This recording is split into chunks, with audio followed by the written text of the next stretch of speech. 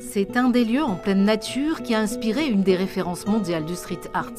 Ici, l'œuvre se fond dans cette maison abandonnée, à nouveau habitée par son ancien occupant. L'idée lui est venue de remettre M. Ernest Fualdès, du moins son esprit, au travers des fenêtres vides que l'on peut voir sur la bâtisse. On le fait revivre à travers l'art, à travers une technique artistique en tous les cas. En s'enfonçant un peu plus loin dans la forêt, un rocher nous observe.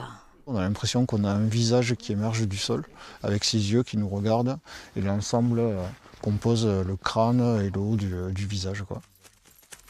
Le circuit artistique de 5 km propose des œuvres fondues dans la nature sans aucun impact sur elle.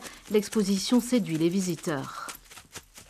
C'est super sympa parce que quand on se balade, on peut voir des œuvres d'art un peu partout dans la forêt. On trouve joli parce que ça se mélange bien aussi avec la nature. Il y a un petit côté contraste qui est sympa. L'artiste, c'est lui, Antoine Guignard, alias LPVDA. Une pointure internationale, le seul au monde à travailler uniquement à la ponceuse sur des planches de récupération.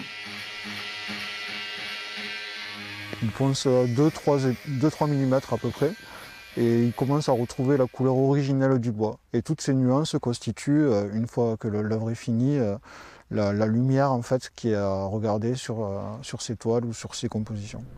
La communauté de communes valorise déjà depuis 2019 le street art dans plusieurs de ses communes. Cette nouvelle exposition Land Art ne peut que renforcer l'attractivité de la région. De par le passé industriel et minier, il était quand même important de pouvoir continuer à avancer. Et là, c'est vrai que ces créations artistiques ont permis finalement d'avoir en fait un côté artistique atypique au niveau de notre territoire. Et voici au départ du sentier la première des œuvres. C'est elle qui vous ouvre la voie pour 2 heures à une inoubliable aventure immersive.